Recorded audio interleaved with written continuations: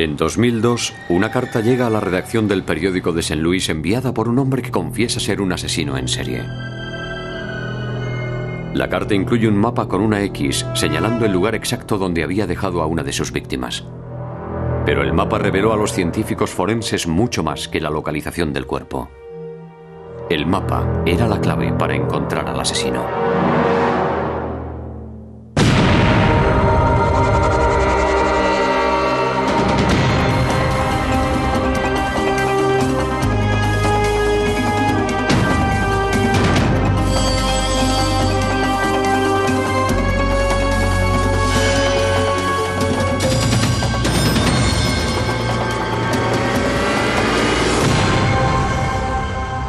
Crímenes imperfectos.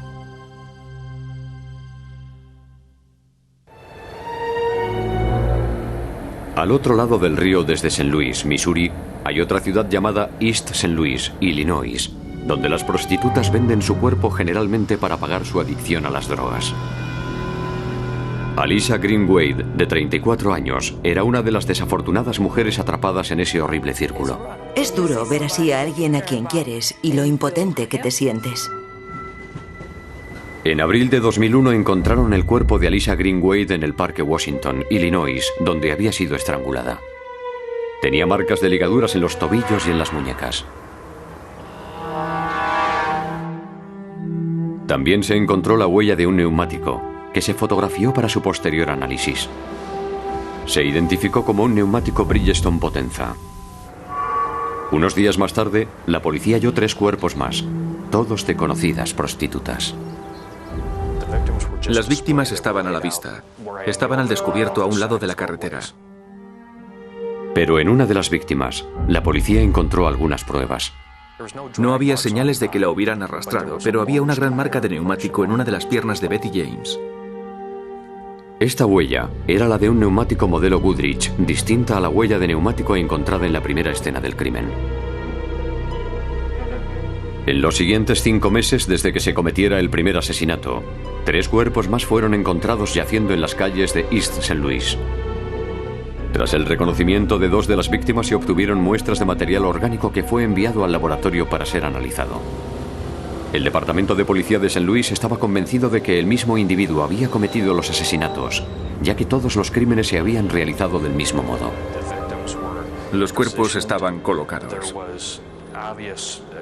Era obvio que no había ninguna intención de encubrimiento, de guardarlo en secreto, ni nada de eso. Era evidente que eran lugares elegidos al azar.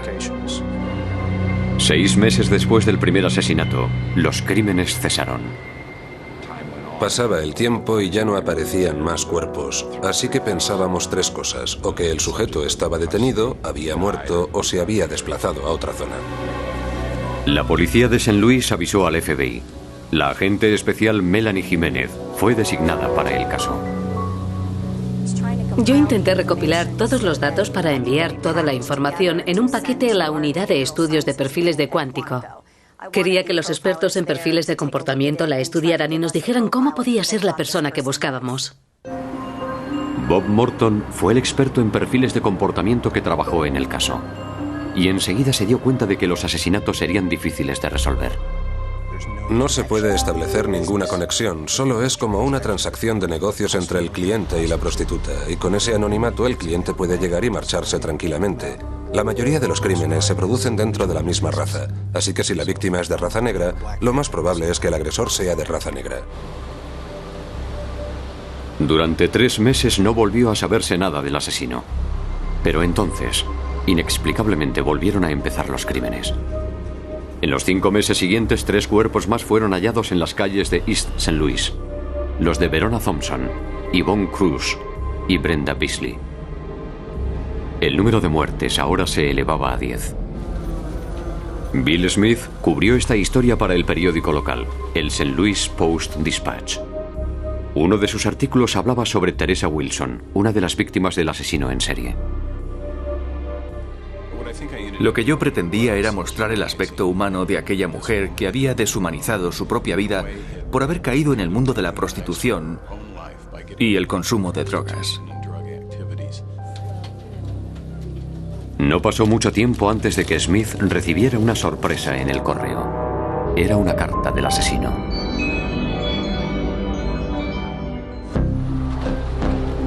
Cinco días después de que se publicara en el periódico el artículo de Bill Smith sobre el asesinato de la prostituta Teresa Wilson, Smith recibió una carta anónima. La dirección del remitente era un poco extraña. Y además también observé que el sello que llevaba el sobre estaba puesto al revés. Empecé a leer la carta y pensé que sería una broma. Pensé que era alguien que quería darme un tirón de orejas por algo. Querido Bill, muy conmovedor el artículo sobre Teresa Wilson. Escribe otro sobre Greenwade. Si escribes un buen artículo, yo te diré dónde están las otras chicas. Para demostrarte que hablo en serio, voy a decirte dónde está la número 17. Busca en un radio de 50 metros partiendo de la X. Publica el artículo en el periódico del domingo como la última. Creo que se sintió ofendido. Yo creo que quería demostrarnos de alguna forma que esas mujeres no eran seres humanos y que él tenía perfecto derecho a hacer lo que estaba haciendo. La carta hacía referencia a 17 asesinatos, aunque la policía solo tenía constancia de 10. En el remite del sobre aparecían las palabras iThraldom, una página web de sadomasoquismo. Además de la carta, el sobre contenía un mapa de una zona apartada junto a la autopista 67, que estaba marcada con una X. Yo casi no podía creerlo. No podía creer que fuera algo real. Yo he sido periodista desde hace 20 o casi unos 25 años y nunca me había pasado nada parecido. Había olvidado lo que comporta ser periodista y durante unos minutos ni siquiera sabía qué preguntas tenía que hacer. Smith entregó la carta a las autoridades. Se estaba mofando con esa carta. Se sentía muy orgulloso de sí mismo. Se creía más listo que nadie por poder enviar la carta y además recibir una especie de reconocimiento por lo que había hecho. Eso fue lo primero que pensé, que estaba buscando alguna notoriedad. Cuando la policía registró la zona descrita en el mapa, se encontraron los restos de otra víctima. Ya no había ninguna duda de que la carta la enviaba el asesino. Pero ¿quién había escrito la carta? ¿Y de dónde procedía? El remite era de Nueva York, pero el matasellos indicaba que la carta había sido enviada desde St. Louis. Tanto la carta como el mapa se habían imprimido con un ordenador. El mapa estaba recortado para eliminar el copyright y los datos de la editorial. Tuvo que tomarse su tiempo. No quería exponerse yendo a una biblioteca pública o a un ciber o a cualquier otro sitio donde pudiera tener acceso a un ordenador. Es algo que prefieres hacer en casa y poder imprimirlo tú solo. Pero además de eso, imprimió el mapa en el mismo tipo de papel que la carta. Analizamos el mapa y consideramos que el mapa debía proceder de algún servidor de internet o de un programa en CD-ROM con sistemas de mapas. Todos se parecen mucho. No es que hubiera fotografiado o fotocopiado un mapa de carreteras normal. Este hombre es un agente de inteligencia de la policía del estado de Illinois, y debido a la naturaleza de su trabajo no podemos revelar su identidad. Su tediosa misión era la de encontrar al propietario del copyright o a la editorial que publicara esos mapas. Comparó el mapa con todos los CD-ROM y páginas de internet que ofrecieran mapas y callejeros. Al cabo de horas de búsqueda, encontró el mapa usado por el asesino. Estaba en un servidor de internet llamado Expedia.com. Es más como una agencia de viajes que un servicio de mapas. Según donde te encuentres, te listan las ofertas y servicios disponibles como coches de alquiler o descuentos para parques de atracciones y cosas así. En Expedia dijeron que Microsoft les proporcionaba los mapas que se usaban en su página web. Tenían el mapa en propiedad, lo que significa que Expedia era la única página que ofrecía ese mapa y no podía conseguirse en ninguna otra. El FBI quería averiguar la identidad de todas las personas que habían accedido al mapa de St. Louis entre el día que apareció el artículo en el periódico, el 19 de mayo, y la fecha del matasellos de la carta, el 21 de mayo. Teníamos una horquilla de 4 o 5 días en los que la persona podía haber tenido acceso al mapa a través de Internet. Con una orden judicial, Microsoft pudo acceder al registro de descargas y descubrieron que el mapa solo se había descargado a un único ordenador en esos 4 días. Y el tamaño del mapa descargado era idéntico al del mapa enviado al periódico. Pero los investigadores necesitaban averiguar el lugar exacto donde se encontraba el ordenador. Microsoft no puede identificar al individuo por el nombre, solo por lo que se conoce como el IP del ordenador. Cuando nos registramos en un servidor, nos asignan lo que se llama un IP, el número de protocolo de Internet, y ese número nos sigue por donde quiera que naveguemos. Así que los investigadores hicieron un rastreo del IP del ordenador, la misma técnica que se utiliza en los casos de pornografía infantil. El IP de un ordenador, que consta de 4 series de números separados por puntos, identifica la localización de un ordenador concreto en Internet. Los ordenadores conectados a la red a través de una conexión fija suelen tener un IP permanente, mientras que a los ordenadores conectados a la red a través de una conexión telefónica se les asigna un IP distinto para cada sesión. Para encontrar la localización de ese IP concreto, el FBI recurrió a WorldCom, el servicio que proporciona la conexión telefónica entre el ordenador y el servidor. La investigación de WorldCom reveló que el mapa se había descargado a las 7:36 de la tarde, el 20 de mayo, desde la página de Expedia y a través del servidor online de MSN. Entonces tomamos esa información y se la llevamos a MSN, donde por supuesto nos dijeron que fuéramos a Microsoft, que es el proveedor, algo muy parecido al caso de Expedia. Y en Microsoft nos dijeron, sí, esta es la persona, esta es su forma de pago, esta es la dirección y esta es la línea que utilizan. El mapa había sido descargado por alguien con el nombre de usuario, Maury Travis. Cuando vi el nombre de usuario, pensé que podría ser su verdadero nombre, pero también sabía que no tenía por qué ser su verdadera identidad necesariamente. El domicilio estaba en Ferguson, una zona residencial de clase media a las afueras de St. Louis. La propietaria era una mujer de 55 años que no tenía antecedentes penales. Los investigadores intuían que la propietaria no era el asesino. Pero entonces, ¿quién había podido estar usando su ordenador? La investigación había revelado que el mapa enviado al periódico local, mostrando el lugar donde había aparecido la víctima de un asesinato, se había descargado con un ordenador que estaba en esta residencia. Las autoridades decidieron registrar la casa. Llamé a la puerta y dije, FBI, tenemos una orden de registro, y tuve que repetirlo unas 30 veces.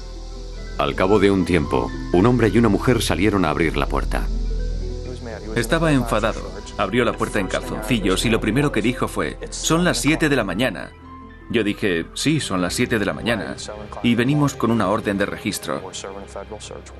Él dijo, bien. ¿Pero por qué vienen aquí?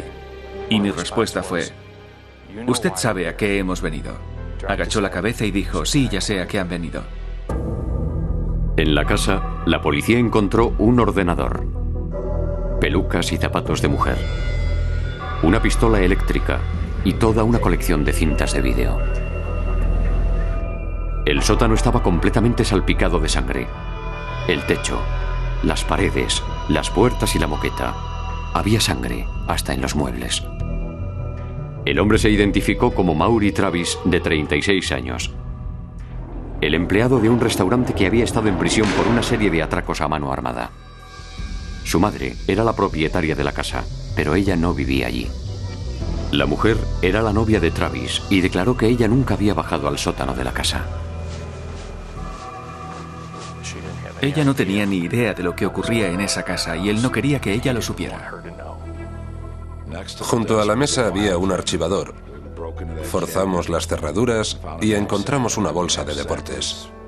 Y dentro de la bolsa, a la que llamamos la bolsa de herramientas, había cinta adhesiva, cuerdas, cinturones anchos para sujetar a las víctimas, unas medias que usaba como guantes. Los científicos recogieron muestras de la sangre que había en el sótano para analizarla. Era una mezcla de la sangre de 6 personas distintas. Aquí nadie había visto nunca nada extraño en esa casa. Y da miedo pensar que ya ni siquiera puedes fiarte del vecino y que no estás segura ni en tu propia casa. Los investigadores encontraron varios borradores de la carta enviada a la redacción del periódico en el disco duro del ordenador. También encontraron 2 coches en la casa. Uno de los coches tenía un neumático Goodrich Advantage que coincidía con la huella del neumático que aparecía en la pierna de Betty James. Otro de los coches tenía neumáticos Bridgestone Potenza que coincidían con las huellas que había cerca del cuerpo de Alyssa Greenwade. Travis fue conducido a las dependencias del cuartel general de la policía de St. Louis. Él no habló sobre los crímenes. La verdad es que no le preguntamos por ninguno de los crímenes. Lo que nosotros pretendíamos es que colaborara con nosotros para llevarnos hasta el resto de las víctimas. En la carta decía que había 17 víctimas. Y por supuesto lo más importante para nosotros era encontrar a las víctimas. Es lo que siempre se dice, pero era la encarnación del mal. Nunca había interrogado a nadie como él. Él era el centro del universo. Él quería tener el control. Él quería ser el centro de todo.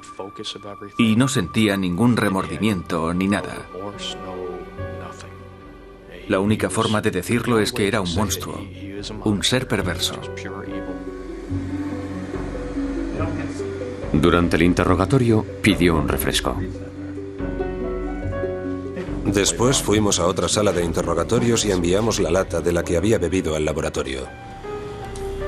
Mary Beth Carr tomó muestras de la lata para intentar recoger células epiteliales de la saliva de Travis que pudieran ser aprovechadas para hacer la prueba de ADN.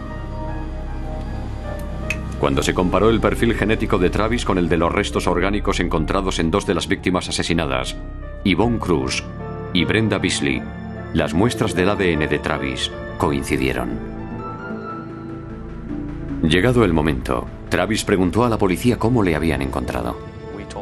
Le dijimos que habíamos estado analizando su ordenador y empezó a despotricar contra los ordenadores y a insultar todo lo que es Internet y volvió a maldecir a los ordenadores.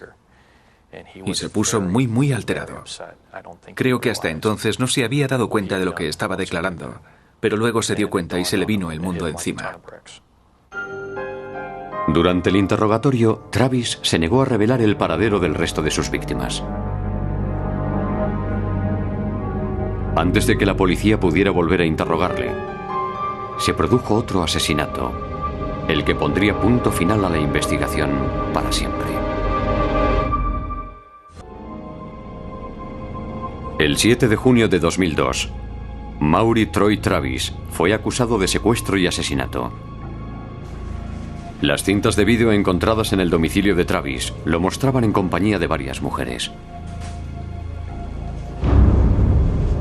Pero una de las cintas contenía imágenes espeluznantes.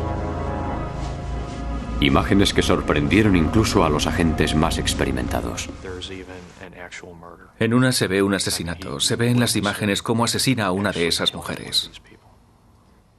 ¿Qué es lo que estaba pasando dentro de su cabeza? ¿Por qué hizo lo que hizo? Eso es lo que intentaba averiguar. ¿Qué es lo que lleva a una persona a hacer algo así?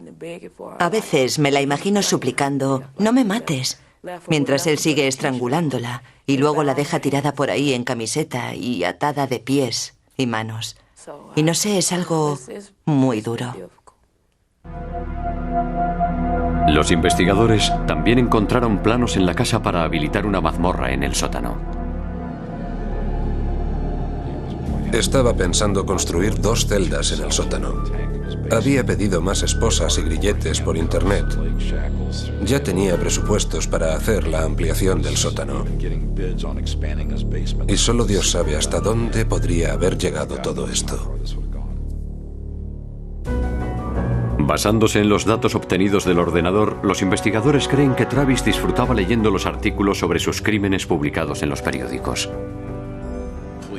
La policía sabe que personas así suelen comprar todos los periódicos y buscar cualquier información posible después de cometer sus crímenes para poder recortar el artículo del periódico o grabar los informativos o lo que sea y revivir así el crimen y encontrar más placer en ello. Y en la tarde del 20 de mayo, Travis se puso a escribir la carta para Bill Smith.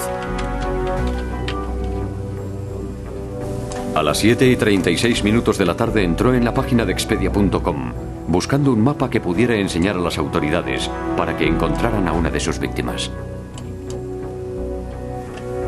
Después de descargar el mapa, recortó cuidadosamente el copyright y todos los datos, pensando que eso eliminaría la posibilidad de que alguien pudiera rastrear su origen. Pero estaba equivocado. El mapa hacía las veces de huella dactilar. En este caso, una huella dactilar informática. Hay muchos casos que se resuelven así, suelen ser delitos informáticos. Los investigadores utilizan este método a diario. Maury Travis ingresó en prisión a la espera de juicio. Estuvo bajo vigilancia las 24 horas con guardias comprobando su estado cada 15 minutos. Él no quería volver a la cárcel. Eso lo dejó claro desde el principio. No pienso volver a la cárcel y nadie va a ponerme ninguna inyección. Por alguna razón, los guardias se saltaron 2 turnos.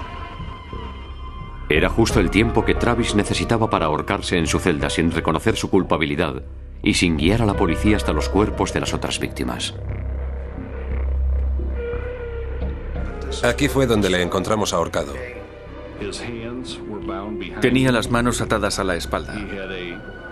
Tenía un trapo en la boca y una funda de almohada en la cabeza. Se les había escapado entre las manos. Decir que estaba disgustado, decir que los presentes en la sala de prensa estaban disgustados y que toda la comunidad estaba disgustada sería quedarse corto. Creo que todos estábamos furiosos y los familiares de esas mujeres estaban indignados. Es algo que de ninguna forma, jamás debería haber ocurrido. Al ahorcarse, el señor Travis se llevó todas las respuestas con él. Tenemos 1 millón de preguntas. Me parece que tenemos herramientas poderosas y que analizando los ordenadores podemos atrapar a los asesinos como él. Si me hubieran dicho que iban a enviarme un mapa y que los investigadores iban a poder localizarle a través de ese mapa, nunca lo habría creído. Es como si él hubiera dicho, bueno, aquí tenéis un mapa para que podáis encontrarme. Es como el mapa del tesoro. ¿Cuántas veces puede ocurrir eso? No muchas.